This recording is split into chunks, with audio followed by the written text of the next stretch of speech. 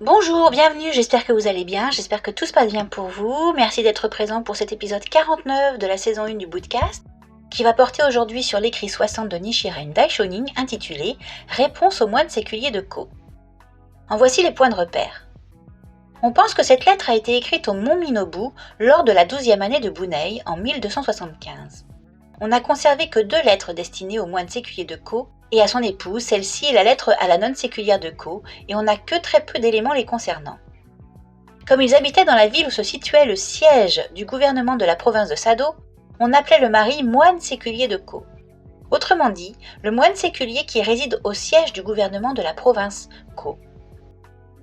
Bien que cette lettre leur soit adressée à tous les deux, le contenu en particulier, l'éloge que Nichiren adresse à la nonne séculière qui permit à son mari de lui rendre visite malgré le long trajet, suggère qu'elle était destinée à l'épouse.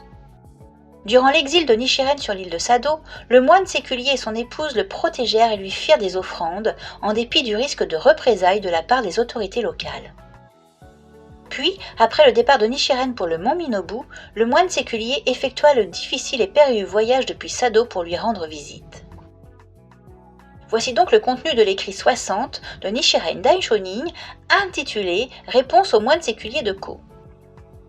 J'ai bien reçu les 2 sacs en papier d'algues nori, les 10 paquets d'algues wakame, le sac en papier d'algues vertes et les champignons que vous m'avez fait parvenir. L'esprit humain est inconstant.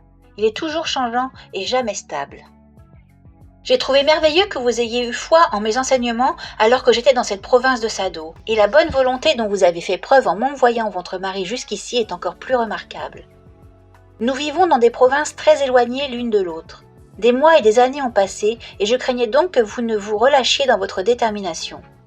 Cependant, vous témoignez d'une foi toujours plus profonde et accumulez les actes bons. Voilà qui n'est sûrement pas le résultat de la pratique d'une ou 2 vies antérieures seulement. Le Sutra du Lotus étant difficile à croire, le Bouddha emprunte diverses formes, celles d'un enfant, d'un parent ou d'une épouse, pour que l'on puisse avoir foi en lui. Mais vous n'avez pas d'enfant et vivez simplement en tant que mari et femme. Il est dit dans le Sutra, les êtres vivants qui peuplent le monde des 3 plans sont tous mes enfants. Par conséquent, le Bouddha Shakyamuni, seigneur des enseignements, doit être un père empli de compassion pour chacun de vous. Moi, Nichiren, je dois être votre enfant, mais désireux de sauver le peuple du Japon, je réside pour l'instant dans la région centrale du pays. Les actions méritoires que vous avez accumulées dans les existences antérieures sont en vérité bien précieuses. Quand les Mongols envahiront le Japon, je vous prie de venir me rejoindre.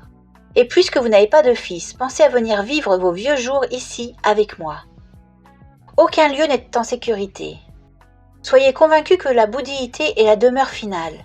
Avec mon profond respect, Nichiren, le 12e jour du 4e mois, réponse aux moines séculiers de Ko. C'était donc l'écrit 60 de Nichiren Daishonin intitulé « Réponse aux moines séculiers de Ko ». J'espère que ça vous a plu, j'espère que vous y avez trouvé quelque chose qui vous a reboosté.